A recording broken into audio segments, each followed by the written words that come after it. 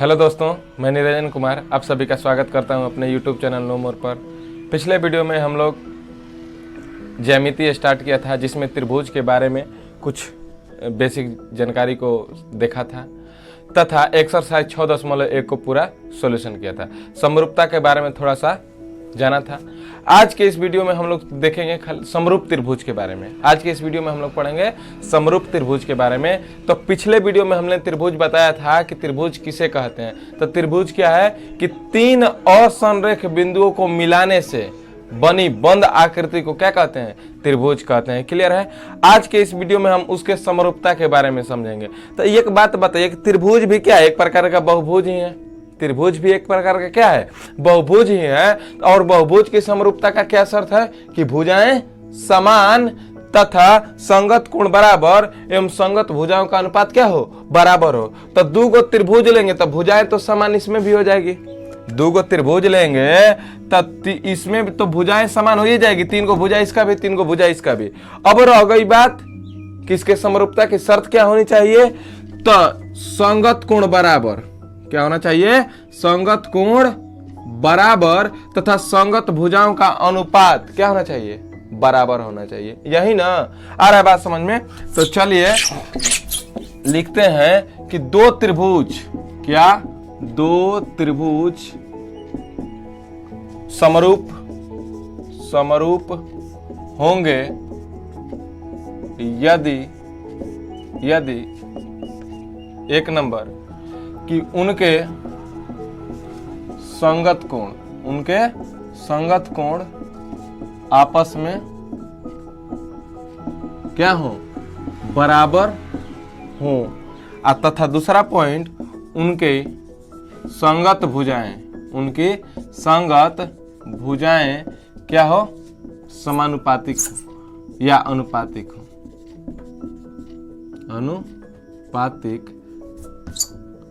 अनुपातिक हो। आ रहा है बात समझ में कि त्रिभुज भी क्या है? एक प्रकार का बहुभुज ही है।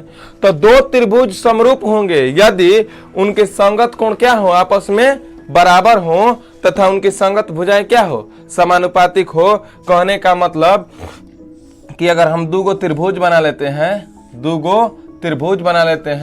त्रिभुज ABC, ये है त्रिभुज ABC और यह है त्रिभुज PQR मान के चलिए। तो यदि कोण A बराबर कोण P इसके संगत, ये कोण B बराबर कोण Q तथा कोण C बराबर कोण R हो और AB बटे PQ इसके ठीक संगत, AB बटे PQ बराबर BC बटे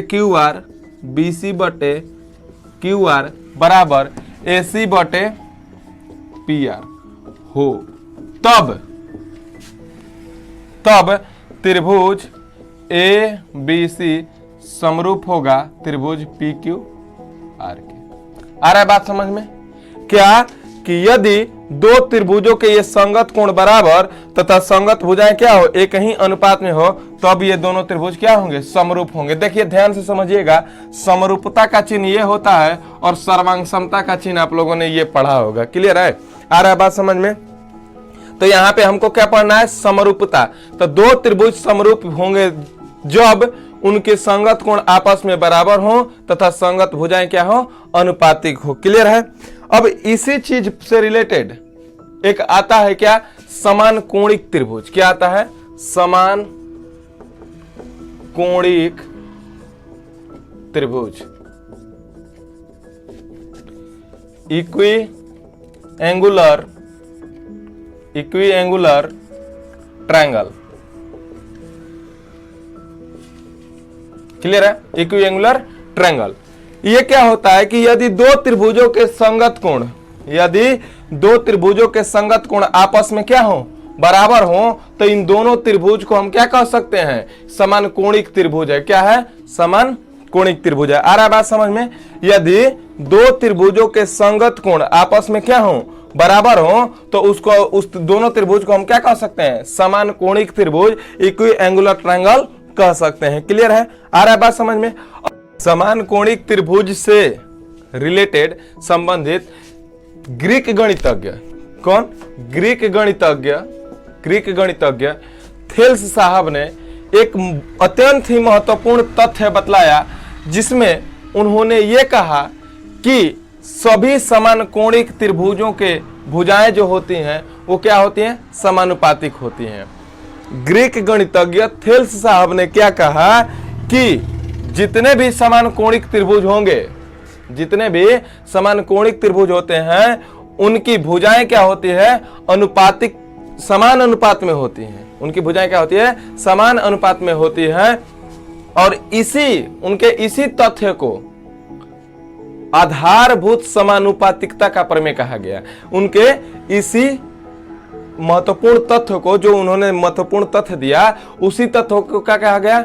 आधारभूत समानुपातिकता का प्रमेय कहा गया, जो आगे चलकर थेल्स प्रमेय के नाम से जाना जाता है। आगे चलकर के किस प्रमेय के नाम से जाना जाता है? थेल्स प्रमेय के नाम से जाना जाता है। थेल्स प्रमेय क्या है कि थेल्स प्रमेय किसे जाना जाता है? तो आधारभूत जो समानुपातिकता का प्रमेय है जो थेल्स साहब ने दिया था, उसमें उन्होंने क्या कहा था कि समान कोणिक त्रिभुज के भुजाएं जो होती हैं वो क्या होती हैं? अनुपातिक होती हैं। और उसी को क्या कहा जाता है? आधारभूत समानुपातिकता का प्रमेय कहा जाता है, जो आगे चलकर एक विस्तृत फॉर्म लेता है और उसको क्या कहा जाता है? थेल्स प्रमेय कहा जाता है। क्लियर है? तो चलिए उस चीज को हम लोग लिखते हैं। तो चलिए, क्या है कि समान कोणिक त्रिभुज से संबंधित ग्रीक गणितज्ञ थेल्स ने एक महत्वपूर्ण तथ्य का प्रतिपादन किया, जिसे आधारभूत समानुपातिकता का प्रमेय कहा जाता है। इस तथ्य के अनुसार उन्होंने क्या कहा कि समान कोणिक त्रिभुजों की संगत भुजाएं क्या होती है? अनुपातिक होती है। उन्होंने क्या कहा कि समान कोणिक त्रिभुजों की संगत भुजाएं क्या होती हैं? अनुपातिक होती हैं। और यही जो कथन है, इसके विस्तृत फॉर्म को, विस्तृत रूप को आगे चल के क्या कहा गया? थेल्स प्रमेय कहा गया। क्या कहा गया? थेल्स प्रमेय कहा गया। ठीक है, जो कि जस्ट आगे, तुरंत आगे हम लोग सीखेंगे कि थेल्स प्रमेय क्या होता है और थेल्स प्रमेय को कैसे प्रूफ किया जाता है, इस चीज के बारे में हम लोग जानेंगे। क्लियर है? तो अब यहाँ पर एक बात बताइए, थोड़ा सा थेल्स प्रमेय को जानने से पहले एक बात बताइए कि समान कोणिक त्रिभुजों की संगत भुजाएं क्या होती है? अनुपातिक। मतलब दूगो अगर त्रिभुज हम ले लिए, मान के चलिए ABC ले लिए और DEF ले लिए, मान के चलिए, हमेशा ले लेते हैं दूगो त्रिभुज। क्लियर है? इसके संग ये त्रिभुज क्या है? समान कोणिक त्रिभुज है। ये क्या है? समान कोणिक त्रिभुज है। कहने का मतलब कि कोण A बराबर कोण D और कोण B बराबर कोण E और कोण C बराबर कोण F, ऐसा है। ये दोनों क्या है? समान कोणिक त्रिभुज। अब थेल्स साहब ने क्या कह दिया कि समान कोणिक त्रिभुज की संगत भुजाएं क्या होती है? अनुपातिक। मतलब कि जब ये तीनों कोण क्या है? बराबर है, तो इसकी भुजाएं क्या होंगी? अनुपातिक होगी। AB बटे D बराबर BC बटे EF और बराबर कौची? AC बटे DF, ऐसा। तो जब तीनों कोण क्या है? बराबर, मतलब कि ये दोनों त्रिभुज क्या है? समान कोणिक त्रिभुज है, तो इनकी संगत भुजाएं क्या होगी? समानुपातिक होगी। इसका मतलब कि समान कोणिक त्रिभुज हमेशा क्या होते हैं? समरूप होते हैं कि नहीं होते हैं? आया बात समझ में? यहां समझिए, समान कोणिक त्रिभुज की संगत भुजाएं क्या होती हैं? अनुपातिक। हम क्या बताए थे? समरूप त्रिभुज होने के लिए शर्त कि जब किसी दो त्रिभुज की संगत भुजाएं आपस में बराबर हो जाएं तथा भुजाएं क्या हो जाए? अनुपातिक हो जाए, तो वो क्या हो जाएंगी? समरूप हो जाएंगी। तो अब यहाँ पर क्या है कि समान कोणिक त्रिभुज की संगत भुजाएं समानुपातिक होता है।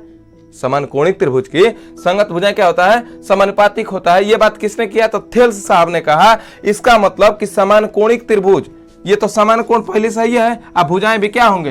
अनुपातिक हो गई। इसका मतलब कि क्या है? ये दोनों त्रिभुज क्या होंगे? समरूप होंगे। क्या होंगे? समरूप होंगे। तो एक बहुत ही बढ़िया कंक्लूजन है ये बात। इस बात को यहाँ पर क्या करते हैं? लिख लेते हैं। क्या है? इस थेल्स प्रमेय को जानने से पहले इस बात को हम लिख लेते हैं। क्या है बात भाई? तो समान कोणिक त्रिभुज, क्या? समान कोणिक त्रिभुज हमेशा क्या होते हैं? समरूप होते हैं। हमेशा क्या होते हैं? समरूप होते हैं। आ रहा है बात समझ में? समान कोणिक त्रिभुज क्या होगा? हमेशा समरूप होगा। चलिए अब आगे हम लोग जानते हैं क्या? थेल्स प्रमेय के बारे में। क्लियर है?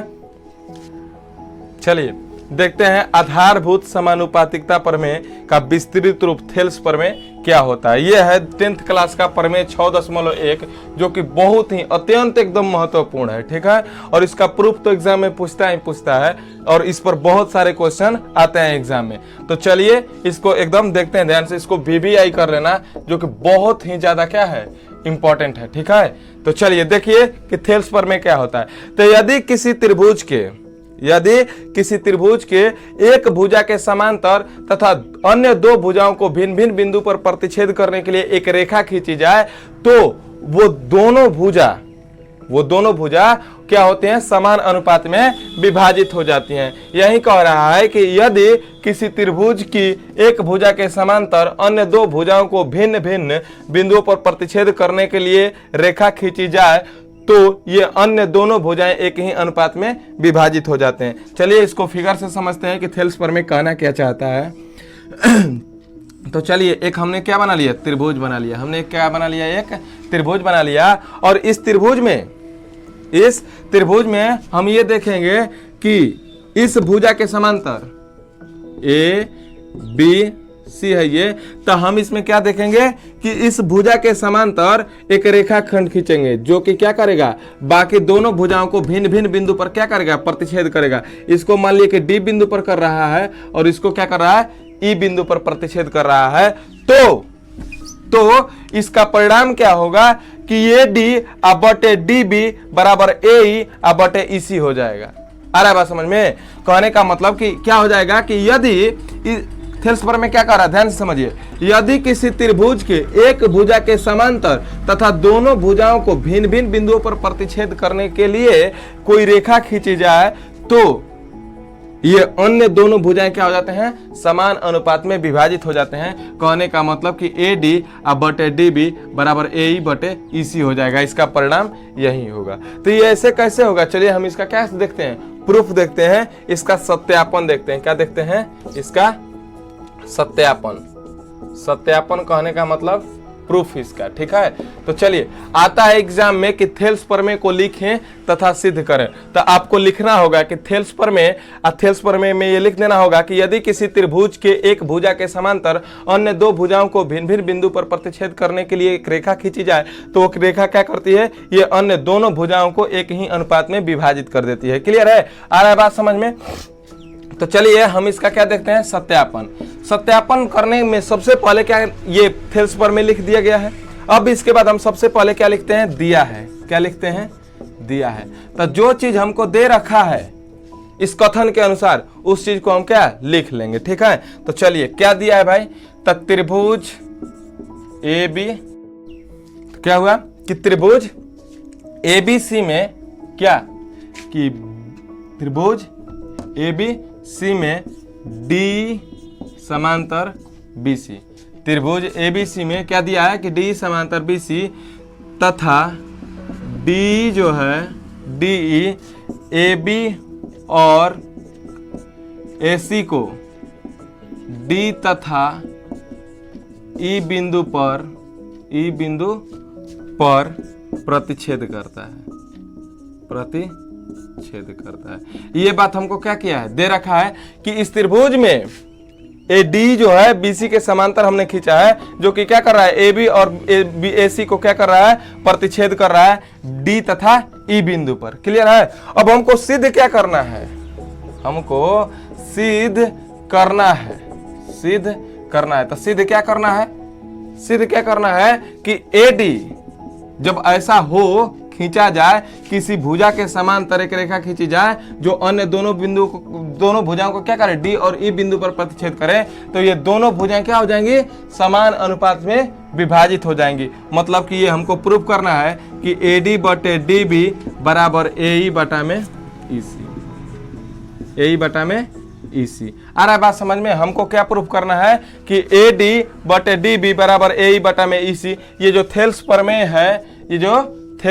प्रमेय है ये सही है या नहीं, इस चीज को हमको क्या करना है, प्रूफ करना है, ठीक है। क्योंकि आप लोग जानते होंगे 9th क्लास में आप लोग को बताया गया होगा कि जो भी प्रमेय होते हैं उसको सिद्ध किया जाता है और अभिगृहित जो होता है उसको क्या कहा जाता है, सही मान लिया जाता है। क्लियर है। तो वो सिद्ध किया हुआ कथन होता है और इसको प्रमेय को क्या करना पड़ता है, सिद्ध करना पड़ता है। तो हमको यहाँ पर सिद्ध क्या करना है कि AD बटे DB बराबर AE बटा में EC, मतलब कि ये क्या करेगा, इसको बराबर अनुपात में विभाजित कर देगा, ये हमको सिद्ध करना है। क्लियर है। अब हमको इसको सिद्ध करने के लिए एक छोटा सा रचना करना पड़ेगा। क्या करना पड़ेगा, एक छोटा सा रचना करना पड़ेगा, जो कि क्या होगा, इसमें हम क्या करेंगे, त्रिभुज बनाएंगे और उसमें क्या डालेंगे, लंब डालेंगे। तो देखिए ध्यान से, इस त्रिभुज को देखिए, इस त्रिभुज को देखिए, तो इस त्रिभुज में हम क्या करेंगे, एक इधर से लंब डाल देंगे। क्लियर है। एक इधर से हमने क्या कर दिया, लंब डाल दिया, और फिर एक इधर से लंब डाल देंगे इस भुजा पर। क्लियर है। इसका नामकरण N कर देंगे, इसका नामकरण M कर देंगे अपना मन से, और इन दोनों को क्या कर देंगे, हम मिला देंगे। इन दोनों को क्या कर देंगे, क्लियर। क्या करना है, ध्यान से समझ लीजिए। रचना में थेल्स प्रमेय को सिद्ध करने के लिए एक रचना करना पड़ेगा, और यह रचना क्या है कि ऊपर वाले त्रिभुज में दोनों साइड से क्या कर देना है, एक लंब खींच देना है, और नीचे वाले आकृति में तिरछा तिरछी दोनों शीर्ष को क्या कर देना है, मिला देना है। क्लियर है। तो चलिए अब रचना हमने जो भी किया उसको लिख लेते हैं। रचना में कि ई से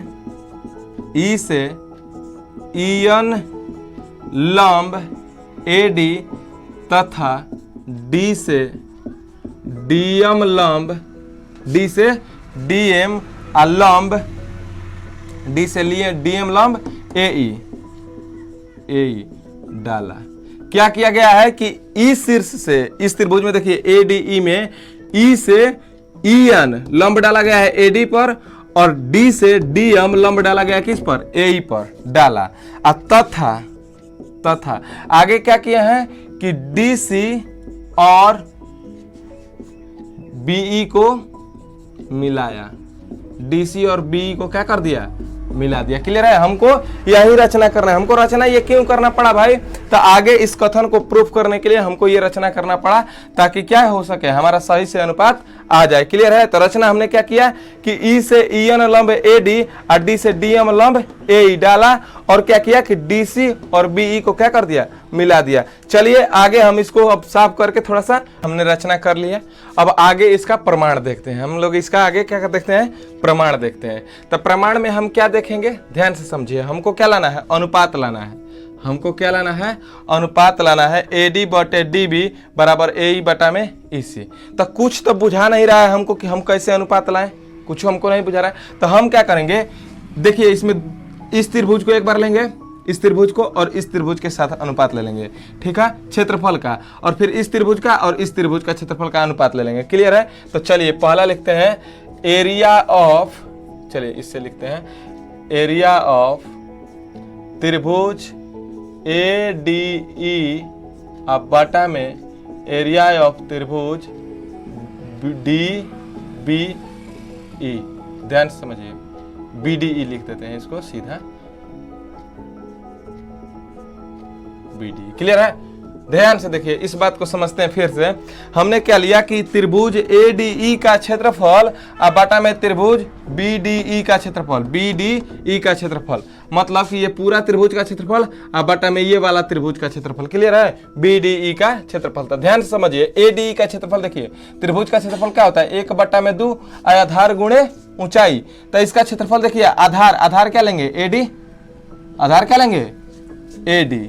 और जब आधार AD लेंगे तो ऊंचाई देखिए ध्यान से समझिए, 1/2 आधार अगुण, यहाँ पे ऊंचाई तो यही ना है EN, तो ऊंचाई क्या लेंगे, EN। आ रहा है बात समझ में। त्रिभुज ADE का क्षेत्रफल ध्यान से देखिए, तो क्या लेंगे, 1/2 अगुण आधार AD अगुण ऊंचाई क्या हो जाएगा, EN। अब बटा में देखिए त्रिभुज BDE का क्षेत्रफल, 1/2 त्रिभुज BDE का क्षेत्रफल तो हो जाएगा 1/2 अगुणे आधार क्या, BD, आधार क्या हो जाएगा, BD अगुणे ऊंचाई। देखिए ध्यान से, इस त्रिभुज को देखिए ध्यान से, ये क्या है, अधिक कोण त्रिभुज है, ये क्या है? अधिक कोण त्रिभुज। अब पिछले वीडियो में हम बताए थे कि अधिक कोण त्रिभुज का लंब कहाँ होता है? त्रिभुज से बाहर। तो ध्यान से समझिए, तो क्या हो जाएगा? ये त्रिभुज, इस त्रिभुज का आधार हो जाएगा BD और गुणे ऊंचाई क्या हो जाएगा? EN। आ रहा है बात समझ में? ये अधिक कोण त्रिभुज है तो ये हो जाएगा आधार और ये हो जाएगा इसका क्या? ऊंचाई। ध्यान से समझ लेते हैं इसको ऐसे करके। देखिए मान के चलिए कि ये है इसका, ठीक है, ये क्या है? त्रिभुज है। तो ये हो गया इसका B, ये हो गया इसका D और ये हो गया इसका क्या? E, नहीं सॉरी, ये हो गया इसका B, ये हो गया इसका D और ये हो गया इसका E। क्लियर है? अब देखिए क्या है, तो इसका ऊंचाई कहाँ जाएगा? इधर, त्रिभुज से बाहर। तो हम बताए थे पिछले वीडियो में कि अधिक कोण त्रिभुज की ऊंचाई कहाँ होता है? त्रिभुज से बाहर। तो यही अधिक कोण त्रिभुज की ऊंचाई कहाँ हो जाएगा? त्रिभुज से बाहर हो जाएगा क्या? EN। आ रहा है बात समझ में? हमने क्या किया? ADE का क्षेत्रफल लिखा 1/2 आधार गुणे ऊंचाई, फिर BDE का क्षेत्रफल लिखा 1/2 आधार गुणे ऊंचाई। देखिए ध्यान से, EN से EN कट गया, 1/2 से 1/2 कट गया, तो क्या आ गया? देखिए त्रिभुज ADE का क्षेत्रफल बट्टे त्रिभुज BDE का क्षेत्रफल बराबर क्या आ गया? चलिए यहीं पर लिख लेते हैं कि त्रिभुज ADE का क्षेत्रफल बटे त्रिभुज BDE का क्षेत्रफल बराबर आ गया AD बटा में BD। ध्यान से समझिए, आया बात समझ में? इसको समीकरण फर्स्ट मान लीजिए। क्या आया कि त्रिभुज ADE का क्षेत्रफल बटे त्रिभुज BDE का क्षेत्रफल क्या आया? AD बटा में DB या AD बटा में BD। इसको DB भी लिख सकते हैं हम लोग, DB। इसको AB बटा में AD बटे DB, इसको क्या लिख लेंगे? AD बटा में DB। क्लियर है? सीधा लिख लिया, BD को DB लिख लिया। क्लियर है? अब चलिए, अब पुनः हम क्या लेंगे? पुनः त्रिभुज ADE का क्षेत्रफल और इस बार त्रिभुज DEC का क्षेत्रफल ले लेंगे। क्या ले लेंगे? पुनः त्रिभुज ADE का क्षेत्रफल बटा में त्रिभुज CDE का क्षेत्रफल। आ रहा है बात समझ में? इस बार एरिया लिखने का मतलब क्या कि क्षेत्रफल हो गया, हिंदी में नहीं लिखे हैं, ठीक है? तो इसका मतलब क्या होगा कि क्षेत्रफल। अब समझिए, इस बार क्या लिए कि ADE का क्षेत्रफल और फिर CDE का क्षेत्रफल। तो अगली बार इस साइड से लिए थे, ये क्या लिए थे? इधर से। तो इस बार किधर से लेंगे? इधर से। तो क्या हो जाएगा? देखिए 1/2 गुणे आधार, इसके लिए आधार क्या हो जाएगा? AE गुणे ऊंचाई क्या हो जाएगा? देखिए तो यहाँ पे ऊंचाई क्या हो जाएगा? DM हो जाएगा। आ रहा है बात समझ में? गुणे ये देखिए त्रिभुज नीचे वाला CDE का क्षेत्रफल, तो 1/2 आधार, इसके लिए क्या लेंगे? EC, आधार क्या लेंगे? EC गुणे ऊंचाई क्या लेंगे? DM। ये भी क्या है? अधिक कोण त्रिभुज है। ध्यान से समझिए, ये भी क्या है? अधिक कोण त्रिभुज। तो अधिक कोण त्रिभुज की ऊंचाई कहाँ होगी? बाहर ही होगी। तो ये हो जाएगी क्या है? इसकी ऊंचाई। क्लियर है? इस त्रिभुज को ध्यान से समझिए, त्रिभुज CDE को ध्यान से देखिए, तो ये अधिक कोण त्रिभुज है और इसकी ऊंचाई कहाँ होगी? बाहर। तो 1/2 आधार हो जाएगा EC गुणे ऊंचाई क्या हो जाएगा? DM। आ रहा है बात समझ में? अब देखिए 1/2 से 1/2 खत्म, DM से DM खत्म, तो आ गया आपका, ध्यान से यहाँ पे देखिए कि आपका आ गया कि एरिया ऑफ त्रिभुज ADE बटे एरिया ऑफ त्रिभुज CDE बराबर क्या आ गया? AE बटा में EC। अब यहां पर एक बात समझिएगा ध्यान से, ADE का क्षेत्रफल बटे BDE का क्षेत्रफल बराबर क्या है? AD बटे DB। ADE का क्षेत्रफल बटे CDE का क्षेत्रफल, मतलब इस त्रिभुज का क्षेत्रफल और इस त्रिभुज का क्षेत्रफल क्या का अनुपात क्या आया? AE बटा में EC। अब चलिए समझते हैं यहाँ पे ध्यान से। आप लोग एक बात जानते होंगे कि ये दोनों क्या है? समांतर है। ये दोनों क्या है? समांतर रेखाओं तथा एक ही आधार पर, दो समांतर रेखाओं के बीच एक ही आधार पर यदि कोई त्रिभुज बनता है, ध्यान से समझिए, इस दोनों त्रिभुज को ध्यान से एकदम देखिएगा।